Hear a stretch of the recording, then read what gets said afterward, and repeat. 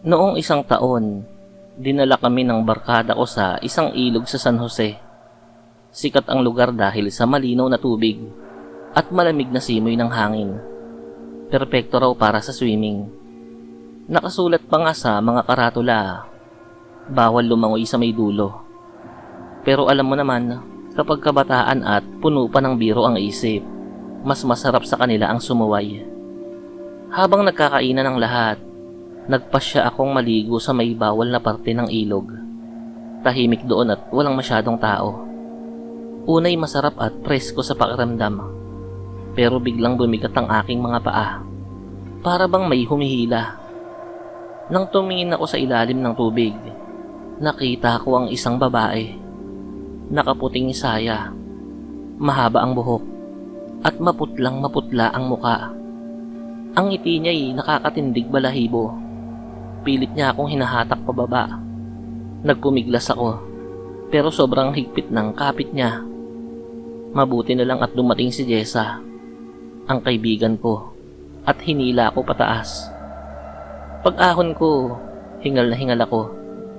Pero hindi yun ang pinaka nakakatakot. Sa tenga ko, may bumubulong pa rin. Hindi ka nakatakas. Sa susunod, hindi ka na makakawala. Simula noon, tuwing lalapit ako sa kahit anong ilog, bigla akong nararamdaman na parang may malamig na kamay na muling humahawak sa paa ko.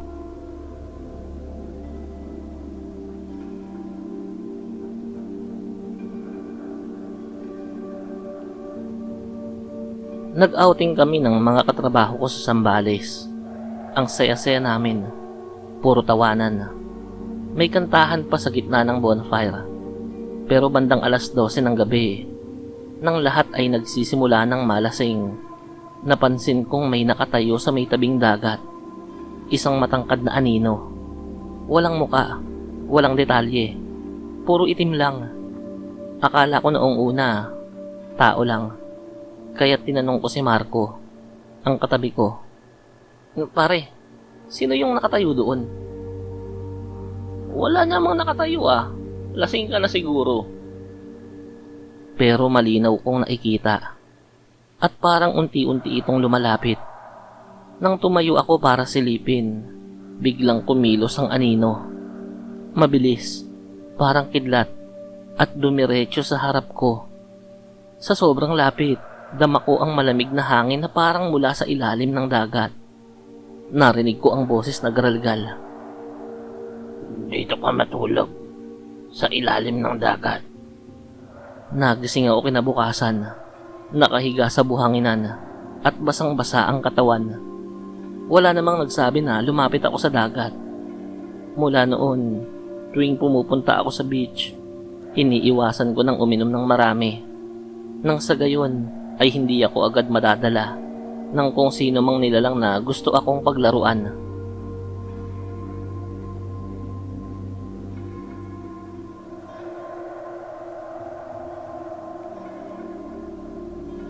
Sa Batangas nangyari to. Company outing. Overnight sa isang beach resort. Masaya ang lahat. May swimming, inuman at kantahan. Pero bandang 1:00 ng madaling araw, bigla na lang nagpaalam si Alan, kasama namin, na maglalakad daw sa dalampasigan. Makalipas ang ilang oras, hindi pa rin siya bumabalik. Naghanap na kami. Ang dilim ng paligid, tanging liwanag ng buwan ng gabay namin. Nagsimula kaming kabahan. Sa may batuhan, may nakita kaming nakaupo. Si Alan yon, nakatingin sa dagat. Parang estatwa. Nilapitan namin siya. Nanginginig pa ako habang sumisigaw. Alan, anong ginagawa mo dito? Dahan-dahan siyang lumingon. Maputla ang mukha niya. At ang mga matay parang walang buhay. Ang sabi niya, tinawag niya ako. Sasama na dapat ako eh. Pero pinabalik niya ako. Hindi pa raw oras. Dinala namin siya pabalik sa cottage. Mula noon, nag-iba si Alan. Hindi na siya nakikipag-usap ng normal. Madalas ay nakatitig lang siya sa kawalan, parang may inaantay. Hanggang ngayon, hindi pa rin siya nakaka-recover. At ang pinaka nakakatakot, minsan kapag tahimik kami, bigla niyang sasabihin, "Naririnig niyo ba? Tinatawag niya na naman ako."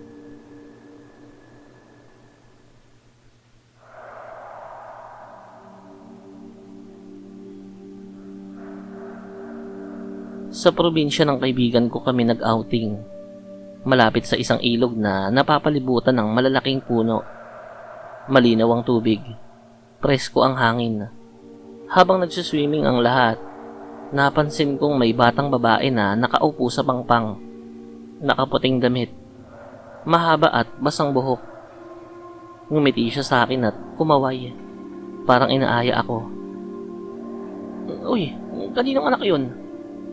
Tanong ko sa kasama ko, pero sabi nila wala raw silang nakikitang bata. Kinusot ko pa ang mata ko, pero naroon pa rin siya. Nang bumaling ako ng tingin sandali, bigla siyang nawala. Akala ko imahinasyon lang, pero nang sumisid ako sa tubig, doon ko siya muling nakita.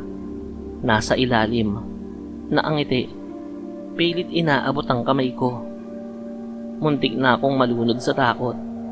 Pagkaahon ko, tumakbo ko papuntang pangpang, nanginginig. Kinabukasan, kinausap ko ang matandang nakatira sa lugar. Ang sabi niya, "May batang babae talagang nalunod dito. Hindi pa niya alam na patay na siya, kaya't palagi siyang naghahanap ng makakasama." Hanggang ngayon ay napapanaginipan ko pa rin ang bata. Sana ay matahimik na ang kaluluwa niya at makatawid na sa isang mapayapang lugar.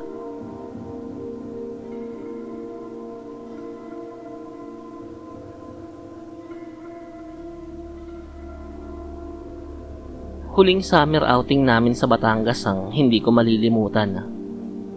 Madaling araw na, tulog na ang karamihan. Pero nagising ako sa isang napakagandang awit. Tinig ng babae. Malungkot, malambing, parang humihingi ng tulong. Parang nahipnotismo ako. Lumapit ako sa dalampasigan. Doon, sa ibabaw ng isang bato, may babaeng nakaupo. Mahaba ang buhok, dumadaloy sa balikat niya. Kumakanta siya habang nakatingin sa akin. Lumapit ako. Halos wala na sa sarili. Ngunit nang makita niya akong nasa harap na niya, bigla siyang tumigil. Dahan-dahan siyang ngumiti. At doon ko nakita ang mahahaba niyang pangil.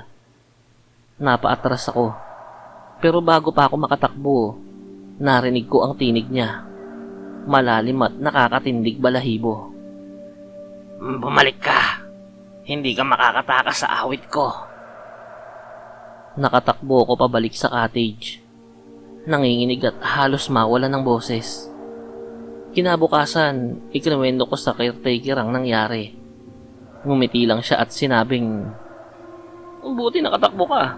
Hindi lahat ng tinatawag ng sirena nakakaalis pa." Hanggang ngayon, minsan sa panaginip ko, naririnig ko pa rin ang kanyang awit. At natatakot akong sa susunod, hindi na ako magising.